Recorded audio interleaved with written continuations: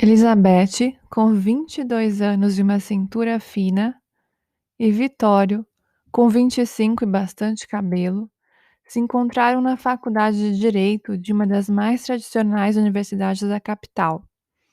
Eram de classes diferentes, mas durante um intervalo, a vida fez o encontro acontecer através de amigos em comum. Estavam os dois no coreto. Sim, coreto. Estamos falando da época em que ainda era possível encontrar ônibus elétrico pela cidade. E talvez por obra do destino, ou até por não haver Wi-Fi, os olhos castanhos claros se encontraram com os castanhos escuros.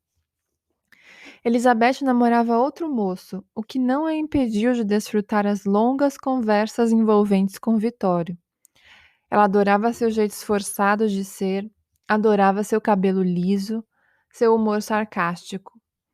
E ele passava horas pensando em como suas pernas ficavam bem naquelas saias, em como ele se sentia mais vivo com a presença dela e a queria por perto.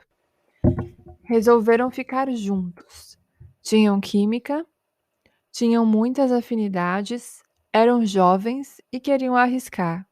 O que não era tão fácil de ser percebido era que ele buscava quase que desesperadamente a aprovação e amor de sua mãe, por intermédio da moça bonita, que por sua vez via nele uma forma de restabelecer seus vínculos com o masculino e, por conseguinte, com seu pai.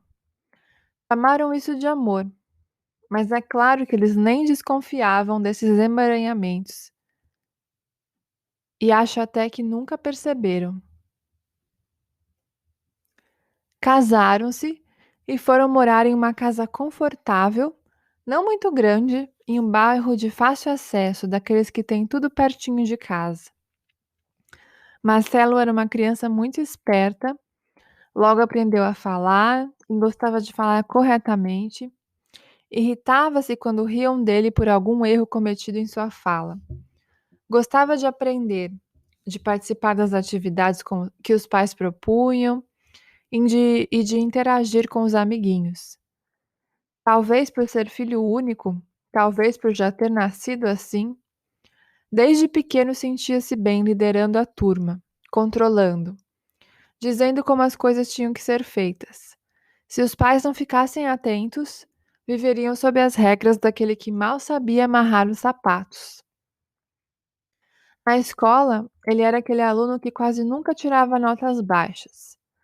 Cedo percebeu o que seus pais, ambos cultos e politizados, valorizavam, e assim passou a valorizar essas questões também. Não estudava muito, mas precisava estar entre os melhores. O que ele queria mesmo era ser o melhor, em tudo. Marcelo se divertia em colocar apelidos, muitas vezes bem maldosos, nos meninos e meninas que de alguma forma não se encaixavam no que era valorizado socialmente. Como eu já disse, ele tinha um talento nato para saber o que era bem visto socialmente e o que não era. Engana-se quem pensa que criança não sabe de nada. Os pais dele mesmo se enganaram feio. Era fácil para ele chamar a menina de gorda baleia saco de areia e depois fazer cara de bom menino. Mais tarde, quando aprendeu que conseguiria irritar os amigos falando coisas nada elogiosas a respeito de suas mães e irmãs, então, ninguém o segurava. Certa vez, seus pais foram chamados à escola por esse motivo. Eu lembro bem que ele ficou horas e mais horas pensando no que ia falar para seus pais. Qual desculpa iria dar? Imaginando a cara de decepção de seu pai. Vitório, que estava sempre impecavelmente vestido, com seus ternos sóbrios de um homem de respeito, odiou ter sido chamado pela diretora. Era quase como se ele estivesse sendo julgado e condenado por ser um péssimo pai. Na frente dela, manteve a falsa calma de um cavalheiro, mas quando chegou em casa, coitado do menino Marcelo. Elizabeth não conseguia entender a razão de tanta fúria. Seu marido estava transtornado, batendo portas e gritando por Marcelo.